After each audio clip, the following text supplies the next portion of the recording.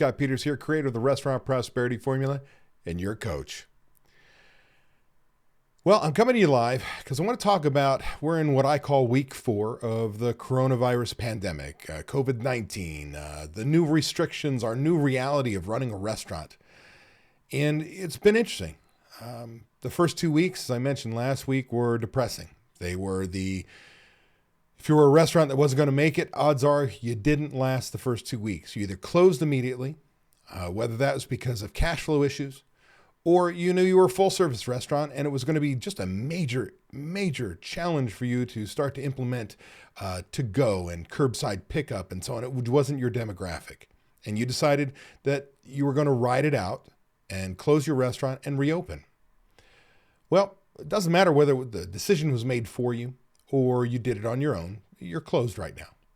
Now, what does matter is those either still open, as we talked about, we adapted. We added curbside, we added delivery, we added the apps, we pivoted and created a grocerant, and we did everything we could. I've had successful members who are gathering money almost as a charity, and customers are paying to have them go to the hospitals and first responders and provide them meals. And it's been amazing. I've gone on this emotional roller coaster to watch my brothers and sisters, the restaurant people out there that are still operating businesses, go through this challenge. Now, it takes nothing away from the scariness of this virus and the number of Americans that are going to die from it. But I do want to say there's some positives. And the positives are, for a lot of restaurants, we've given another opportunity to reinvent ourselves, to pivot. The magic word last week was pivot. Pivot your business.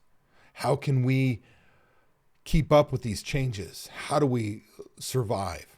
Well, I gave you a tool for cash flow and a budgeting tool. Took my Budget Builder MVP, adapted it for cash flow. Ann Gannon, who's the principal at the Largo Group, a CPA, restaurant bookkeeping service. She and I have teamed up together and brought you a weekly webinar series, a mastermind, if you will. We're coming up on week 3 here this Wednesday. There'll be a week 4, and there's a chance there may be a week 5 that we're answering your questions. And last week, Ann was bombarded with the PPP questions. And should I apply for this loan? Am I not able to apply for both? And going through and busting some of the myths out there. And in talking with Ann and reading some of her updates, it's been a challenge just to get your application into the PPP loan, right? The site's been a challenge. You've even got some banks that have decided they're not going to do it, right? You're supposed to go to a lender that you've worked with and does SBA. And so there's still challenges. There's nothing simple about this. There's no easy way through, but you know what? We're restaurant people. We always think that it's greener on the other side. There's something that we can do about these things. And that's what I love about our business. We're extremely resilient. Now, the other part, the good news was we get a chance to start over. We get to throw all the bad habits out the window. Right now, I told you last week, I may promote all the time that I want you as an owner to work on your business, not in it, right? Don't say $15 an hour flipping a burger when you're losing thousands. I threw that out the window and said, you got to do whatever it takes. If you've got to cook, you've got to drive food, you've got to whatever, 80 hours a week, and then another 40 to run your business as far as the numbers and things like that, you got to do whatever you got to do. This is about survival. We also know, as of this point, the last 2 weeks unemployment, almost 10 million people have filed for unemployment in the last 2 weeks. That means when we open back up, there are going to be many people available, many good people available. We're leaving behind the fact that we were like, if anybody could fog a mirror, they had a pulse, we could hire them. And we were always like frustrated with our employees and our base of what we had to choose from. Well, so now we throw out our bad habits. We now have the ability to find good people who are thankful for a job, thankful for the opportunity. We can't go back to the old ways. I'm telling you right now, now's the time to say, okay, if you are not open and you've decided based on your cash flow budget, it's best for you to be closed. You have the money to make it through. You're going to borrow the PPP money, whatever it may be. And you know, by the time it comes for you to reopen, that's the best course of action. Well, now's the time to start training yourself. Now's the time to start getting your managers ready. Now's the time to get your systems in place, your checklists, your inventories, your budgets, your labor systems. It's time. Well, it's an awful lot to get done. Now, if you are somebody who's operating and things have slowed down and you're trying to figure out what to do, it's now your time to learn. It's now your time to go out and find the information. Because when we open up, we've got to be prepared. It's going to be a different world. I don't know anybody who has a crystal ball and can tell you what business is going to look like after this. But I think that 25% of our industry is probably out of business. Primarily independents. I think we're so tight on cash flow and operating technically backwards, meaning we've always been at a little bit of a deficit, but as long as sales come in, we can make payroll, we can pay our bills and so on. We're kind of rolling that cash flow. Well, this just magnified the fact that we don't have enough cash in our banks, that we're probably not operating off a budget. We don't have recipe costing cards and have the ability to do menu engineering to change our bottom line. We don't. Right? So this is going to focus on what we can do. And so what I want you to start thinking about is, what can I do now to prepare for when I open back up or when the restrictions on business are over? Whether that's we get back up to 50 people, 250, half dining rooms, I don't know what that reality is going to look like. But at some point in time, we're going to be open again without major restrictions, an opportunity to serve our guests. What do you need to do? Well, I'm going to tell you right now, this is going to go to the book that I wrote, Restaurant Prosperity Formula, What Successful Restaurateurs Do. Out of that book, which you can find on Amazon, or go to my site, davidscottpeters.com, you can find a link to Amazon. And I think they've lowered the price. It came out at $19.95 or whatever. That was the list price. And I think Amazon's down to 13 something. I don't know what they're doing. They're trying to kill an author, right? No, it's just the way it works. Well, a part of it is on my screen, I've got what I call the Restaurant Prosperity Formula. Let me make this larger for you. And forget about scrolling down and reading each one of the things. It's just an infographic that I have. But at the top, we've got the formula. And this was studying 22 of my most successful restaurant operators I worked with for literally many of them 15, 16 years. A majority have been with me 10 to 12 years when I had my old company. And I've seen the change of lives. And they shared with me, one meeting I asked them, we had an elite group, a meeting that we meet on a quarterly basis. And I said, hey, tell me what makes you successful. Well, this is what prosperity is. They said they all had two personality traits. One was they had a passion for hospitality, and the second is persistence. So as long as you love serving people, you love your guests, you want to create memories, you're in the right place.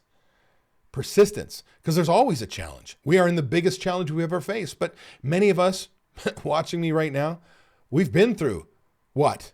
The downturn in the economy. We've been through 9/11. We've been through these major obstacles that damn near crush us.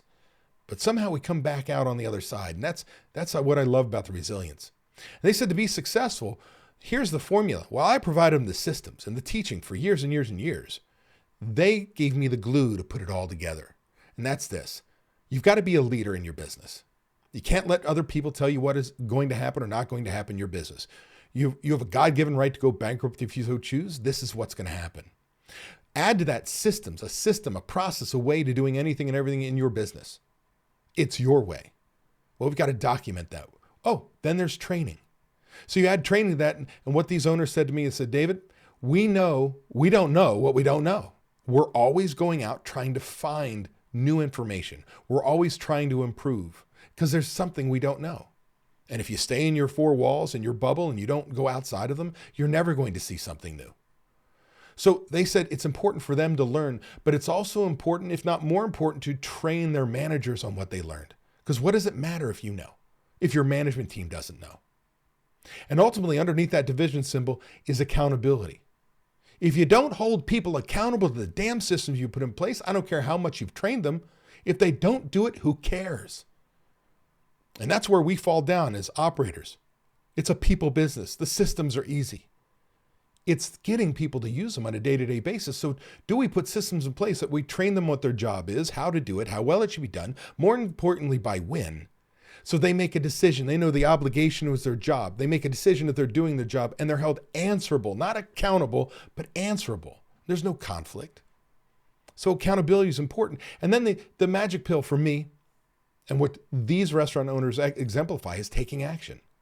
My company's called Take Action Enterprises, LLC. My dad had a phrase, said ideas are cheap. It's the people that put them into action that are priceless. Are you priceless? Or do you talk? Do you do all the research? Do you watch my YouTube channel and other coaches and consultants, and you gather information and get all excited about it, but can't get anybody to do the work? That's that leadership part. That's the accountability part. This is not easy. So what I want to do is I want to share with you again. So it starts with the book, right? The restaurant prosperity formula. And then we say, okay, we've got the formula itself. Well, what I did is I created 23 stages, and this is going to be your roadmap to what you need to do. When you start thinking about getting past this pandemic, what do I have to have in place? Well, let's look at this. First of all, make the font larger here. I'm just going to hit Control Plus. So hopefully you can see that in the box. Now, this is based on the formula. This is stage 1. There's 23 stages. Notice right here, I've got leadership. And as I scroll to the right, it goes to training, accountability, and taking action. So the systems part are listed down the stages. Now, what do I have here? Starts with Restaurant 101, hot food hot, cold food cold, clean, safe work environment, guest employees, wow, customer service, incredible product, why we were put on this earth. If you don't have a good restaurant, if you don't do Restaurant 101, who cares about anything else I teach or I preach? And we're going to talk about pre-shift meetings, constant communication, easy stuff. Then we get into accounting, stage 2. Is your accounting set up properly? Right chart of accounts? Are you based on accrual accounting? Do you have a budget? Without a budget, how do we know what success looks like? Is your POS system set up correctly? Right? What is your plan for success? And do I have the right numbers? As I scroll down here to 3, now we're into what I call the daily work, stuff you need to do. So if I were to ask you, should this stuff be done? You don't say when I get to it, not every other day, once a month, daily. This is critical to making sure you have the right numbers. That's your forecasting your sales, your DSR tracker, daily sales report, right? Sales, how it comes in, by category, how the money came in. You do that every night to balance. Invoice tracker, paid out tracker, manager log, cash controls. This is the basis of making sure you have the right numbers. Stage 4 is checklists. Checklists are incredible. And if you're saying, oh, I can't get people to use my checklist, then you got a problem with accountability, don't you? Because the truth of the matter is, checklists are extremely important. They allow you to impose your will without being there. Having things done your way, even when you're not there. And if you can't get them used, then odds are you're holding the wrong person accountable. It's your manager, not your line employee, that's responsible for it. Why do I have managers in the first place? To ensure the process is working. Now, come down here, then we enforce those checklists, because that's the challenge, right? It isn't creating them. You've done this process before. Stage 6, if you got a bar, are we preventing theft with comp sheets and stocking by the six pack? Are we doing our 5-1 poster? And so you'll see, I kind of go easy, hard, easy, right? I just want to make things easy for you. Then we're in stage 7. That's when I put in the restaurant checkbook guardian and the key item important waste sheet, reduce theft, reduce waste, give up ordering without giving up my checkbook. These incredible systems usually find somebody a 2 to 3 point drop on their food costs without recipe cards, without inventories. Well, now we're making money, receiving procedures. Stage 8, we're looking at a 52-period cash flow. Now, I would tell you we're going to break that into 4 12-week cycles, right? Month after month after month. So we can see where we are. We're going to make sure we get our P&Ls from our bookkeeper within 5 days from the time you provide them the last pieces of information. Stuff big corporate offices do, big chains, we need to do it too. Your vision equation, dream, mission, purpose, core values. What I really care about this, your core values, your guiding principles. If you document your core values, people start making decisions based off your core values of their own. They won't be in trouble. There might be a coaching opportunity. Defining roles. Like, do you have an organizational chart? And is it based on what the job is? Somebody does it. Somebody oversees it. Somebody approves it. This is a major project, believe it or not, and extremely important, because how often do your employees not know who to go to for a schedule request? From partners and spouses, who's responsible for what? And when excuses can say, oh, I didn't do it because I had to pick up the kids. Not good. We need bright lines of responsibility.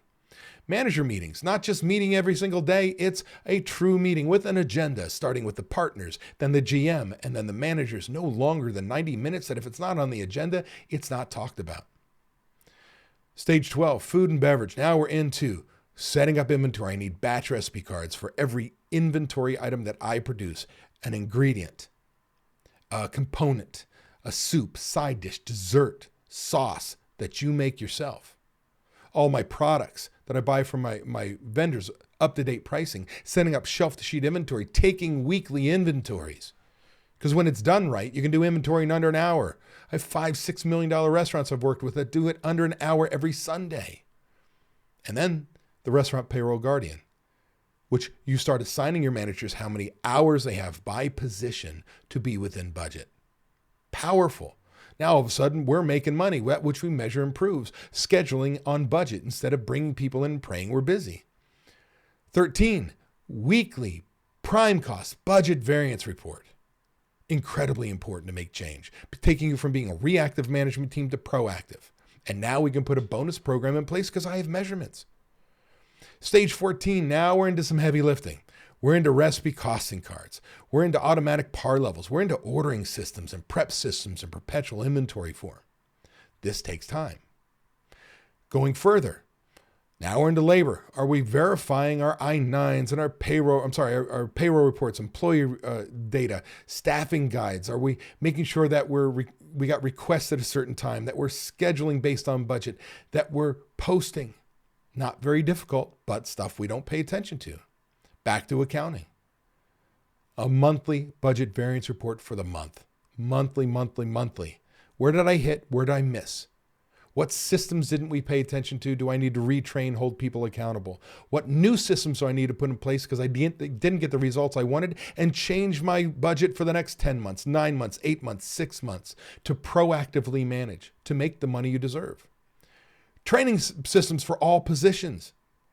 If I don't have training, just follow that guy. You wonder why you have bad Yelp reviews, why you have such turnover, why people are idiots. It's your fault. We've got to have good training systems in place. 18. Now we're into some management stuff like I-9 reports, OSHA, 8027 tip report, the things we don't want to pay attention to, but somebody has to. Stage 19, mid-trip bar drawer audits, POS reports from no sale transfer and comps to prevent theft. Catch it, prevent it.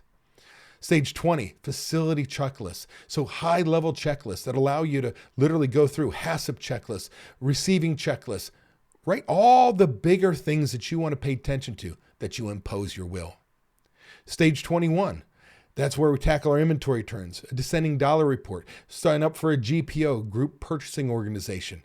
We track our labor on a daily basis. We look at not only our percentages, but our hours. 22, we're looking at, since we have recipe costing cards in our POS system, we know what our ideal food cost is. We know what food cost should be, where there's no waste, no theft, no spoilage. Perfect restaurant does not exist. We can compare our budgeted, our actual, and our ideal and measure all three and paint a picture that our manager is doing a great job, but has to redo the menu because we can't make money. You've got all this at the power at your fingertips. Ideal versus actual product usage. Now you probably need software. It takes a ton of time. Just do 5-10 items to look at ideal usage versus actual. Software is probably where you got to be. Then we've something called dollars per labor hour worked, looking at efficiencies. So you can finally have that conversation with your chef that says, I can't cut. We're a scratch kitchen. You don't understand. Well, when you start to look at the efficiencies and find that you're doing 6 entrees an hour most days, that somebody could literally watch something cook and go to the next thing, that we can have a really good conversation about change. So these 23 stages, these all are mapped out again from my book, The Restaurant Prosperity Formula. Restaurant Prosperity Formula, what successful restaurateurs do. This is your roadmap. This is your roadmap of what you need to have in place when we get outside the other side of this pandemic. It's what you've got to be doing. If you want to have a chance to make money when we get out of this, when we're done with this cash flow nightmare, truly want to make money, knowing that there's going to be, our restaurant industry will be constricted. Consumers will be constricted because they don't have the money. There were 10 million people reported jobless claims in the first 2 weeks of this. So think about it. You have to operate more efficiently on the other side of this pandemic. And there's no better time to be thinking about it, planning it, and putting it into action than right now. Now, I'm going to tell you right now, if you'd like to learn more how you can get this done, I want you to go to my website. I want you to go to, I'm going to take you here, to davidscottpeters.com. Okay, this is my site. I've got a lot of free resources on here for you to look at. You can come up here to free resources. That's the blog. That'll show you some of the YouTube videos and some blog posts that I have. You have the ability to book a free session with me if you'd like to go over, learn that I can learn about your business, tell you what we do, see if there's a possible fit. But right here, a free restaurant evaluation. I want you to be looking at that free evaluation. It takes about 10 to 15 minutes to fill out. And when you're done, you're going to come up with a 20 to 25 page customized report based on your restaurant, showing you where your gaps are in these 23 stages. And that way, there are no strings attached. Nobody's going to call you, no nothing. If you want to meet with me afterwards, you book a free session with me. But it's your ability to look at it and say, where are my gaps? What should I be working on? Because now's the time to be thinking about getting on the other side, because I don't want to hear all of a sudden you're busy and you're too busy to change. So let's look at this COVID-19, these business restrictions, as a blessing in disguise when it comes to you operating more efficiently and having the restaurant of your dreams. Because ultimately, our goal is to get you back to restaurant prosperity, freedom from your business, and financial freedom. I hope you're all kicking ass out there. It is technically week 4 of this COVID-19 business restrictions. Know that I'm here to help, and I'm rooting for you. Go out there and make memories.